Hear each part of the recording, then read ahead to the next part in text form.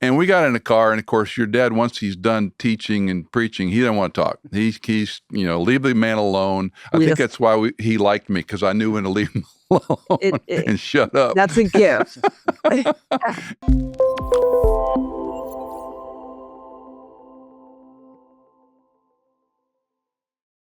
Welcome to the broadcast. This is Michael Easley inContext, and it's a great delight to have Bill and Bev Hendricks Godby, Bill Hendricks and Bev Hendricks Godby, brother and sister team, on the podcast today. A little bit about Bill. He's the executive director for the Center for Christian Leadership at the Hendricks Center at Dallas Seminary. He's also the president of the Giftedness Center. Bev is the vice president and managing coach of the Giftedness Center in Dallas. And we'll talk more about those roles and what they're doing. Bill's written 25-some books. I think Bev's probably written half a dozen books. They're both educated highly. I won't read their CVs and Vitas because I want to get busy talking to them. So, Bev and Bill, thanks for taking some time to come on the podcast. Well, thank you, Michael. Thank you. And thank you for putting a sheen on my bio. That a little of that is questionable, but I'll live into it. I was commenting to Ben before our program, because we always get these bios and CVs and Vitas, and I go, what do I say about people? Because some of them are like too short and not good enough, and some are like 8 pages long. So I appreciate it. Make it easy for us, right? It's not our history. It's how God's using us. Let's talk first of all about, and not everyone who watches or listens knows Howard Hendricks, your father, your mom, who's still a delightful friend, and I try to talk to her every 2 weeks or so. But they had quite a legacy in Dallas Seminary networks and beyond. Give a little snapshot about, your folks and the ministry for people that maybe don't know the name Hendricks. Well, Bev, since you're my older sister, why don't you go first on that one? Okay, he did have to put that in there, right? You're born into a family, and it's all you know. So the thing that I first noticed was there was something about my dad that people paid attention to, and I loved my dad. So I thought that was nice, but I don't think I recognized for a long time what that was about.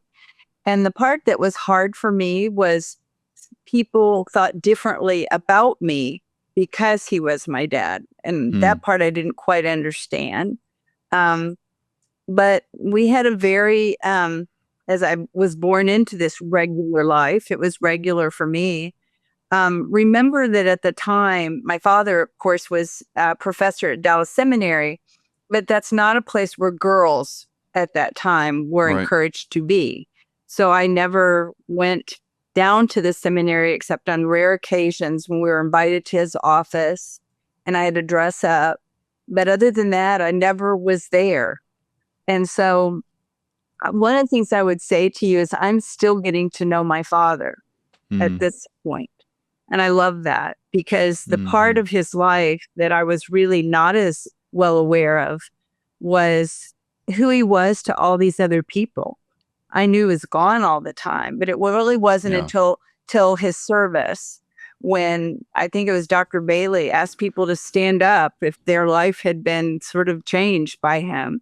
And it felt to me like the entire place was standing up and it was so humbling because all of my life, I felt like I had to do without my dad. And this place this piece just dropped into place. This is what my dad was doing. And I thought, my loss, but their gain. And something about that just transformed then this part that I think I've been trying to reclaim, which is who was my dad when he wasn't with me? And hearing people's stories, we heard lots that day, but I continued to sort of acquaint myself with the part of his message and his person that I really wasn't very often exposed to. So that's fascinating. Well, you mentioned the word legacy. I think that's a good word for Dad. He left a massive legacy. And one way that Bev and I have experienced it thousands, literally tens of thousands of times, is we will meet somebody and once they figure out, oh, you're related to Howard Hendricks, and I know it's coming, but they tell me a story and they can remember exactly where they were and who they were with. Yep. And then they quote my dad verbatim, word for word. And then they finish by saying something to the effect of, and that changed my life, or that changed our marriage. And you hear that enough times and you realize, okay, this man had a profound gift for impacting people and leaving a deposit in their mind that they could never forget. One of his colleagues told me recently, he said, your dad could cast a spell on people. And I thought that's a good way to put it, because it was impossible not to listen to him when he would be teaching or preaching. And he wanted it that way. Like, he knew how to grab his audience and pull them in. And so it was a fantastic gift to have for the kind of work that he did as a seminary professor, which he did, by the way. Some of our listeners may not know, he was at Dallas Seminary for 60 years.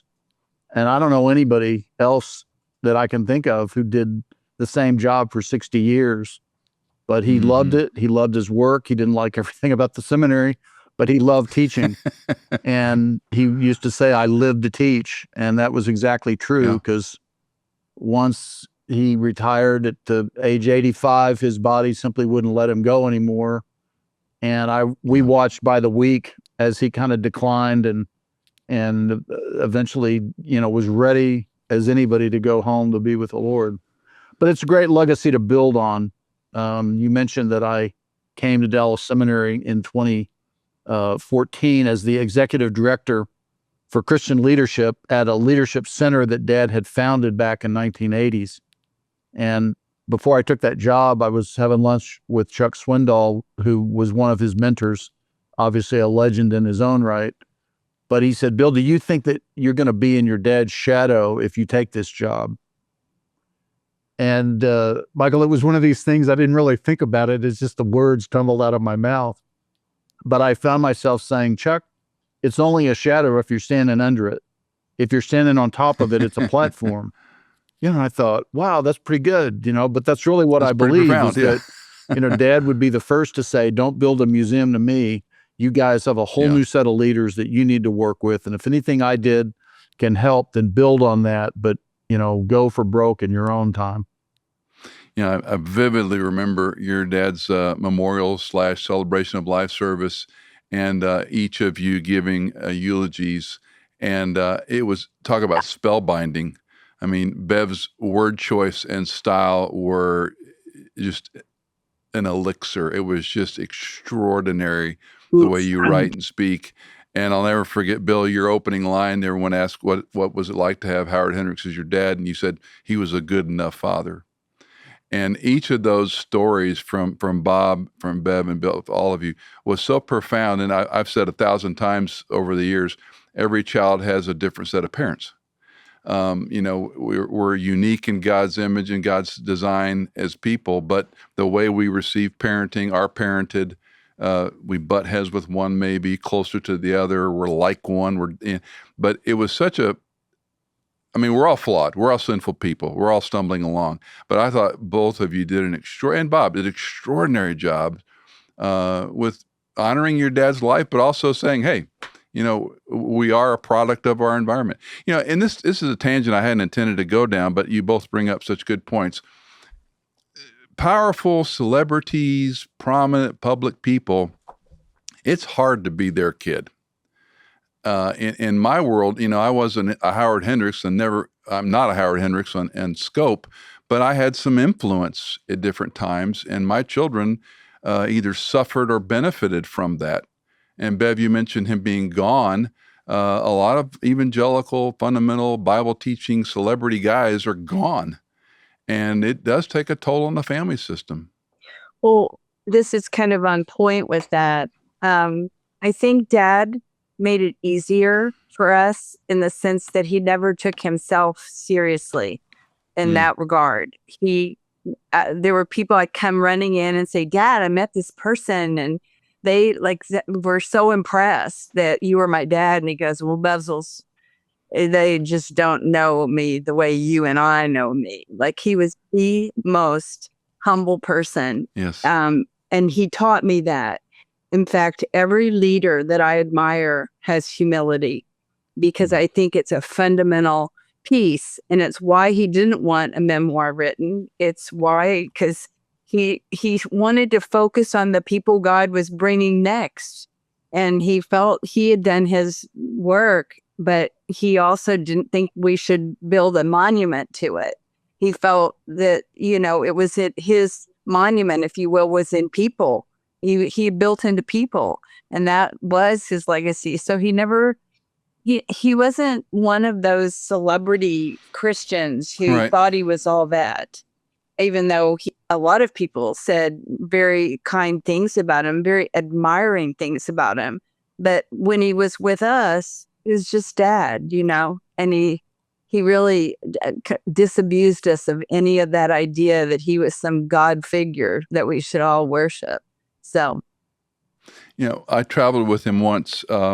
He always made this opportunity. You should travel with me and go see what and so I pestered your dad continually, and we went to Pennsylvania, and it was like Lancaster Bible College, and he spoke 2 and 3 times a day for, I want to say it was a 5 or 6 day trip. It was a long trip, and I'm probably in my late 20s, early 30s, and I'm just exhausted just going along with him. He talked about carrying his luggage, which was metaphorical. But I sat there and listened to him, always back to Bill's point, spellbound. I heard the stories, I heard illustrations, I heard him teach these things, but it was always spellbinding. And I'll never forget the line afterwards where people want to come up and, say things to you, as Bill articulated, relate a story. And we got in the car, and of course, your dad, once he's done teaching and preaching, he didn't want to talk. He's leave the man alone. I think that's why he liked me, because I knew when to leave him alone and shut up. That's a gift. It's hard for me too. And so we're back in the car, and I finally say, Prof, everywhere we go, these people come up and tell a story about Expo 72 or this, that, or they changed their life. I said, how do you handle all that? And he goes, easily. If God ever took his hand off me, it'd be over. Yeah. And I thought, what a perspective. It wasn't about him. He understood that, he had a gifting and a skill he'd honed, but if God didn't use him, and that ministered to countless lives, ministered to me, because I can't be a Howard Hendricks or a Chuck Swindoll or, whatever. But if God has his hand on you and uses you, that's what matters, right? Absolutely. Yeah, Dad used to, how preachers at the end of the sermon, they go to the back of the church and everybody comes through and tells them wonderful things. And Dad always called that the glorification of the worm ceremony. Yep. Just to keep it in perspective, Well, he had a holy irreverence that we all admired. Yeah. He was never crass. He was never unkind, but you could kind of read through the comments sometime. Let's talk about where you guys went from, absent being Howard Hendricks. Well, first, we need to talk a little bit about your precious mom, because Jean is a wonderful woman. She's 98 now. Unbelievable. Still going strong. And she's lost about that much of a step. It's imperceptible. I talked to her and I'm just blown away. She's reading and praying and ministering and my parents and your parents, that age group, they had a different view of family. Yes. They took care of their family, and Jean was a mom, and she was involved. And in a lot of ways, she carried the water, right? Absolutely. I would say, to just a quarter twist on what you said, Mom took care of the kids. That was her job. And she has talked to me quite a bit. She's in this place now where we're kind of trying to throw out things, and she's going to move into a retirement place, which I think is a good idea. She's recently moved into a wheelchair. She has I say the infrastructure is crumbling. The rest of her is pristine. You just would not know. But it's hard for her to get around. And I have to tell you, she reiterated to me just the other day how awful that is for her. She was always on the go. She was always doing something, and she was thrown into it, really. And I think my mom has a giftedness that we call demonstrate competence. So whatever I'm given, I go for it, and I go all out, and I do what I need to do. But she was quite young when she came into this, had 4 kids quickly, and dad's running around the country, and she's kind of having to manage him too. So, I mean, she had so much on her plate. And yet, Bill and I would say, of course, we were the last 2, but we would say, she was kind of the safest place to fall. She was keeping the home fires burning. But it also needs to be said that when dad was traveling out of town, it was real different in the house. And so we gave her a run for her money too. She called us her irreverent and irascible children. And we definitely were like that. Only when dad was out of town, however. Well, she's a remarkable friend. And every time I talk to her, I hang up edified and benefited from our friendship over the years. Let's talk about the Giftedness Center. And Bill, you've written a book a couple years ago about this. What's the idea behind the Giftedness Center? We have so many inventory analysis tools and Enneagrams and DISC and Performax and Myers-Briggs and MMPI and FireOB. It becomes a little mind-blowing. So is this another iteration of that, or what are we doing differently at the Giftedness Center? Well, the thing that we're doing similar to all those things is trying to help people understand what we call their giftedness. I'm not representing that all of those instruments are even aware that that's what they're dealing with, but giftedness, quite simply, the simple definition is it's what a person's born to do. Everybody's born to do something. Like one person, you, upon inspection, discover they're really born to solve problems. They never met a problem they didn't want to solve. And somebody else, it's all about finding a big challenge and surmounting that challenge and climbing a hill and planting the flag of victory at the top. And somebody else, it's about understanding something at a very deep level. And somebody else, it's about making a big difference in other people's lives, and on and on and on and on and on. All kinds of different forms of giftedness. And then when you put this phenomenon of giftedness, phenomenon meaning like gravity, it's just the way it is, this phenomenon about humans, their giftedness, that everybody's born to do something. You put that together with what we read in Scripture about the way God has uniquely and individually designed human beings, as it were, with his own hands. You really discover that what we're actually helping people discover is the design that God has designed them with, and both for his glory, because they're made in his image, but also because he's got a purpose for them, for which that giftedness fits them quite well. And so at the Giftedness Center, what we're trying to do is help people discover that. But we do it in a very different way than traditional tests or inventories and so forth. If I remember, Bev, you have folks write essays. Is that correct? I have them write stories. So what I need to have in order to help them is to see them in action. And they're going to tell me some of the best, I call it their highlights tape. They give me about 8 stories of when they did something they really loved, thought they were pretty great at. It's a memorable moment for them. And it can be so simple that people run right by this, because most of the stories we get are what we would call ordinary stories. In other words, they're not climbing Mount Everest or, winning the goal, the winning goal at the soccer game necessarily. Now we do hear, I have heard one person that did go to Everest, but most people just tell us stories of building forts in the backyard with their brothers. I mean, that sounds like a nothing story till you have them tell it. Mm-hmm. And they come alive and they tell you like they were there, all of these details. Well, what's cool is that that's just one story, and you might think, oh, easily dismissed. But then you get 7 more. Turns out that person is doing the exact same thing every single time.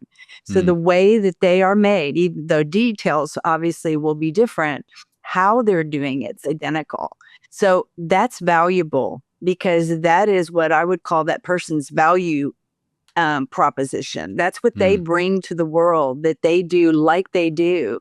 So what we want to do is kind of collect that, help them to see it, integrate it, all those pieces together so that they see it, and then activate it, get it useful somehow.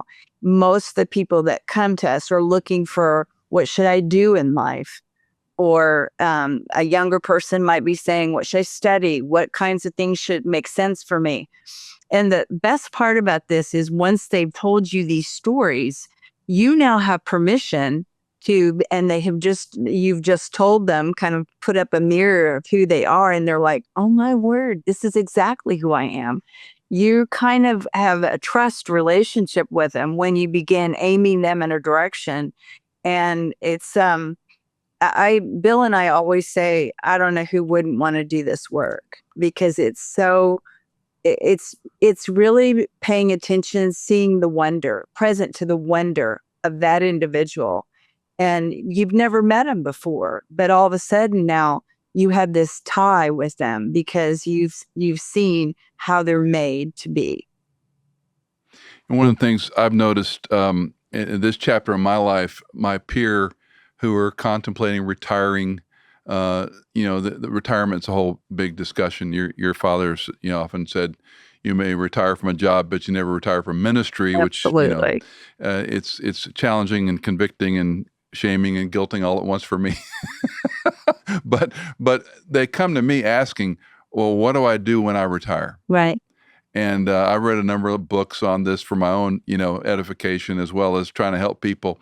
And it seems to me, once you disentangle from medicine, law, pastoring, in my case, your purpose is very different. Yes. And there's the giving back notion, which I think is sort of a fool's errand. I have a friend who was talking about, he wants to give back. I said, well, why didn't you just stay in your job with the highest earning years and give money to ministry as opposed to volunteering somewhere? And that's a whole nother layer of complexity, volunteering with ministries. And then there's the travel and visit grandchildren and play golf bunch. Yeah. And none of those are wrong. No. But to me, it seems like sort of we didn't finish strong. We kind of finished with a sigh. Absolutely. And I don't mean to be unkind to these folks. Cindy and I are in the same dilemma. We're semi-retired, but there's sort of an ominous bridge over there that when you retire, a really close neighbor friend, he's 78, 79, and I talk about his corporate world, and he lights up and tells stories, and I go, what do you miss about that? And he goes, the people. It was the teams I built. It wasn't he was very financially successful, but it was the people.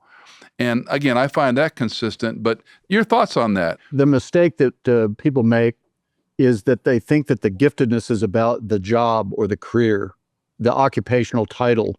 I'm a doctor, I'm a lawyer, I'm a salesperson, I'm a teacher, I'm a pastor. Those are occupations, but the giftedness is not in the occupation. The giftedness is in the person, okay? Which means the day that person leaves whatever occupation they've been doing, they're exactly the same person the day after they left than they were the day before, with exactly the same giftedness, okay? And that giftedness is really the heart of their calling and their purpose. If the person that I mentioned who loves to solve problems has been spending their career as a researcher in a biometric, company coming up with cures for illnesses and cancer and so forth, using that gift in that way, that's wonderful. The next day when they retire, they're still that same person with that same problem-solving gift, okay? So in a sense, they're no longer looking for a job, they're looking for a problem. And that might express itself in any number of ways. But what they're not called to do is simply put that on the shelf and now live carefree, because problem-solving people can't live carefree. Their whole being says, okay, where's a problem I can solve? And if they don't do that intentionally, then they'll do it unintentionally. We think that people have a better shot at making a contribution if they're intentional with their lives. they're looking for the places that have their name on it. But your point is very well taken, Michael, because we're getting now people coming to see us at that kind of point Yeah. in life. And they want to know, like, well, so what now? And the thing is there's kind of a paradigm shift that you have to do because, our society has even overemphasized work. Work is you. That's how people feel. That was me in doing that work. Actually, that was you with those gifts choosing to do that work. And now that you're not doing that and you're, for whatever reason, people talk to me a lot about retirement. And I think, if Dad were here, he would say they need to repurpose, not retire, because your hands are free. You're not going to do that anymore. But that's not all of your identity. You have a family. You have individual virtue that you bring to life.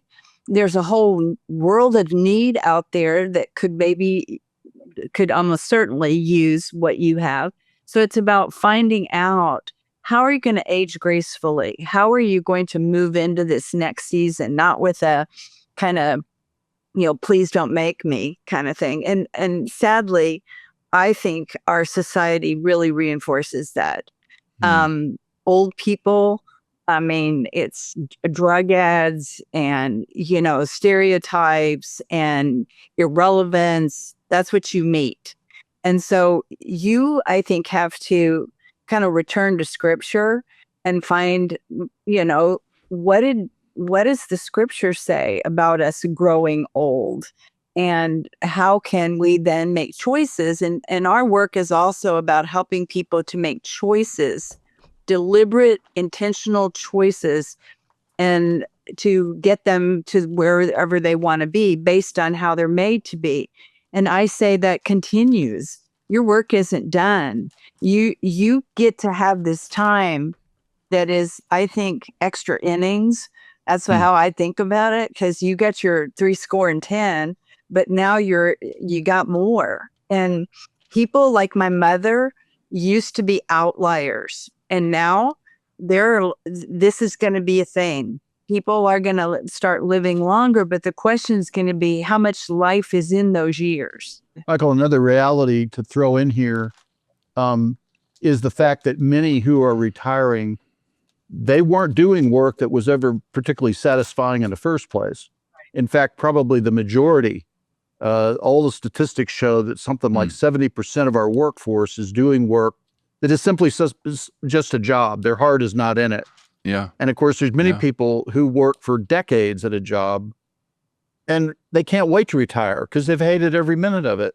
Our dad is a very unusual person to work 60 years and love every minute of teaching, to where he didn't really want to have to retire, but his body just wore out.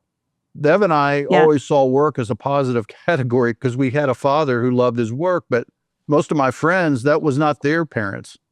And so I'm thinking of a lot of people that are retiring now. They never really got their giftedness used very much in the work that they did do. They had to do that avocationally. And in a way, retirement is the best thing that could ever happen for them, because now you're free to first discover what that giftedness is, but now bring it into the forefront of what you're about. You no longer have to put it on the shelf and go, wait tables for making a living, as it were, figuratively speaking, and do your thing on the side. Now you can bring it more in the forefront of what you're about. I grew up, my dad was a little older than your dad, but his whole philosophy was the reward of work is not the end of work, but the work itself. And he instilled that in the three of us. And I would say my oldest sister and older brother and I all were diligent workers. And I think we, in the main, did work we loved. And I mean, true, every job has its, headaches. I mean, you talk about profs' comments about the seminary bureaucracy or whatever. I mean, everything has, that underbelly. But in the main, if I didn't love what I did pretty much every day, I'd be looking for something else. And to your point, Bill, we had an elder at our church in Virginia, D.C. area, and he worked for the federal government, and he hated his job, but he was golden handcuffed. And I would say, John, how are you doing at work? And he would just illustratively say, I have 3 years, 6 months, and 12 days. He knew every day to the day. And I thought, why not? And he was a good brother. And I said, find something else, transfer. He goes, I can't. I'm locked into a niche. I can't change. And that I'm handcuffed. And when he finished, he dove full into ministry. It was great watching him. But I thought, what a terrible way to live the bulk of your best years. And, I guess at heart, are we just terrified to make that big of a change? In part, I think many people are locked in, like they've got, a pension fund that they got to vest, or they've got, one of the biggest handcuffs is healthcare. Is like, I can't quit. Yeah. I've got to, be on the insurance. And many people in that sense, they don't have options. And of course, probably the majority of workers globally, they don't have options. They feel fortunate to even have a job. And so some people think, well, then what you're saying, Bill, is it's fine to have giftedness as long as you have options. That sounds like something only rich people can afford. And I'm like, well, no, giftedness is not a luxury. It's a reality. It's just the way people are. But in a fallen world, many times we don't really have the option to get our giftedness very much into our work. But that doesn't mean that we can't use our giftedness, even in the work, but even outside the work. Because whatever that is, God put us here to exercise that gift for the benefit of the world in some way, shape, or form, even when we don't get paid for it. And I don't think there's a robust vision to help us Correct. with that. For Bill and me, we had a dad who was all vision. And so I always thought, well, you need to figure out, what do you love? What do you want to go after? And Bill kind of did the same. And our path forward was, and it wasn't linear. I immediately did start teaching, but then I did a whole circuitous number of other things. And now I'm back, and I realize at the heart of it, I'm still a teacher. And that's what I always thought I would be. That's what my dad encouraged me to be, that he saw in me. And I realized, but that is what I do, but it doesn't look like a classroom anymore, that in that regard. So I love that life reveals you in a lot of ways too. But again, we were very fortunate because we thought vision. We need to have a vision for our lives, and when things fall apart, well, you're going to have to, retool it here and see what God has for you, but never I just have to last until I'm 65 and then I'm out of here. I'm with you. I would have never allowed myself to do that, I would hope. But now when I look back, everything I did fits into what I do now, which is so great. So one of the things that I say to people is, you might have your hands empty now from the work that you did, but there's so many things that could bring you life and could be the things that are more of the legacy that you have to lead. And some people get very excited about what they're doing in this part of life, and they even weren't before, but now this is what they get up for. And I think not having any sense of anything other than doing Viking cruises and going to the golf course, it's a recipe to go downhill, because you're not contributory. You're not having a sense that I matter to someone, and someone's waiting for me here and I need to be here. And that's really what keeps us young, in my opinion. Let's talk about the person, forgive me, the person Yes. called you, Bill, and I also want to talk a little bit about your book that you worked on, How Do I Parent This Child? Yeah. Because I look at sort of decades, and we've been talking mostly about the last couple of decades, but looking across the scope, because we have a lot of folks that are younger, there are multiple streams of income, they're serious about parenting, they're very serious about health, Yes. this younger batch of 20, 30s, and I think they're making a lot of good, wise choices. So talk a little bit about this parenting this child, and then both the books a little bit. Give us a little sample of what they would experience. So giftedness is there, I believe, from birth, which means that every parent listening who has children, your child is already experiencing and living out their giftedness right in front of you. Bev mentioned the process that we used at the Giftedness Center for discovering giftedness, which is an interview storytelling process. But you got to be old enough to have had enough life experience to have some stories to tell, and you got to be able to tell them meaningfully, and you got to be able to respond it somewhat meaningfully when we ask you the question, what was satisfying about that activity to you? And that all seems to come together at about age 17, 18. So our work really begins at maybe high school graduation on up. But what do you do when you've got a 5-year-old or a 8-year-old or 12-year-old? Well, those children are manifesting behavior, living out behavior right in front of you that reveals their giftedness. We call it motivated behavior, which is basically about the energy of the child. What do they get really excited about? What holds their attention? What activities do they keep coming back to again and again and again because they find them, for whatever reason, quite compelling? These are all signs of motivated behavior. And what we figured out was, parents have a front row seat on the giftedness emerging and beginning to display itself.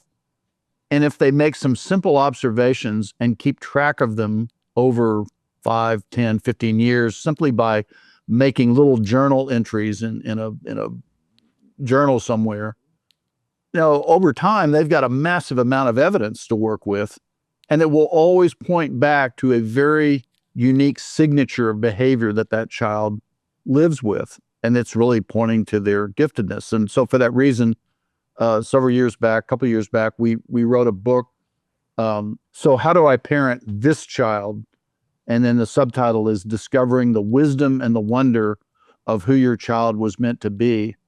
And it was a lot of fun. I think, hopefully Bev will back me up on this. It was a lot of fun to work as a brother and sister on this book, because it gave us really, obviously we think the same way about giftedness, but it gave us different perspectives on parenting and kind of all the implications of giftedness for parenting.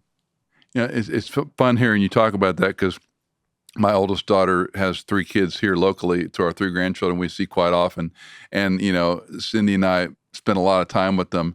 And you're exactly right. You observe what catches their interest, what excites them, what discourages them. One loves to read and loves books. The other one's craft and arts and doesn't really care about books. And the other one's just sort of the precocious life of the party. And you're seeing that wiring early on.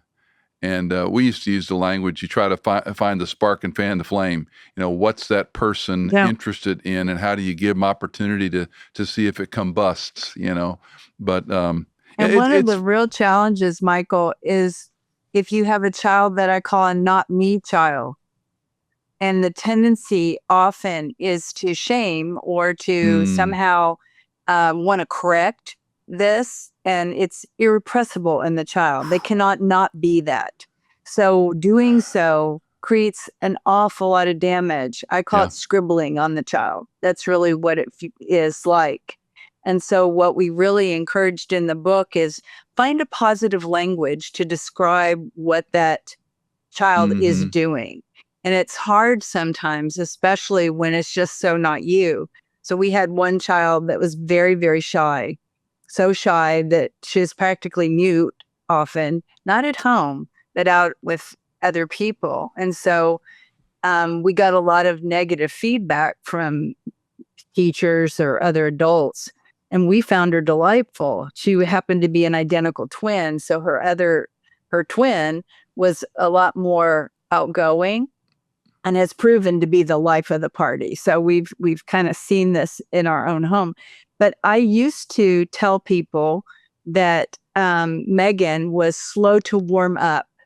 And I have, since doing this work and writing this book, I apologized to her Not that she ever took anything negative from it, but I said, that was not really giving you credit. And I think what I would like to say now is Megan takes her time to be comfortable, and then she will let you know. And it's like she takes the time she needs. And I thought that says it even better. But she, I think that was a way to kind of reclaim, because my husband and I are both fairly extrovertish. So like she was an anomaly, we didn't know where she even came from. But in sort of, getting her in her life and seeing what she did do, she was the one that went off and played soccer in college and became a coach and all this stuff. It's like that she kind of knew who she was, obviously, and we began to attach to that and pay attention. But it's hard if it's something that you just think, there is no way I can parent this. But you were chosen, the child was chosen, so the match is God's. So well, it's brilliant too, because when the child is like you, it's real easy in some respects, and it's also very aggravating in some respects. But when it's the outlier child like that you don't connect with, the 3 of our 4 are adopted, so it's a very different dynamic in our history. Absolutely. Trying to find that spark, and so to speak, and encourage them, and then you always have the child that is an overachiever or does well in school, or the extrovert, to your point, and that can be hard if you're not that child in that system. And to celebrate as a parent, man, you're so good at this. One of our children, quiet child, extraordinary with a camera when she was young, unbelievable with a camera. And it was, this wasn't Cindy's or my DNA or interests. Yes. And trying to fan that flame is like, and another child was great with spatial things. She could walk in a room and tell you where things fit. Didn't need a measuring tape. She could just see it in her head and know how it worked, and try to help her. She became a cosmetologist. She's great with a head of hair. She can see it. And it's part of the joy of discovery, I guess, right? Is your job as a parent isn't to make your child in your image, but to see how they're wired and fan that spark. But anyway, well, we have to leave it there. I want to encourage folks to take a look at some of your books. We'll put them in the show notes as always, but we should probably do this again in the not distant future. It's been a privilege to have you on the podcast, and love your family so much. Love and respect you guys for the ministry you continue to have. And thanks again for your time, and may God encourage and bless you each day of the week.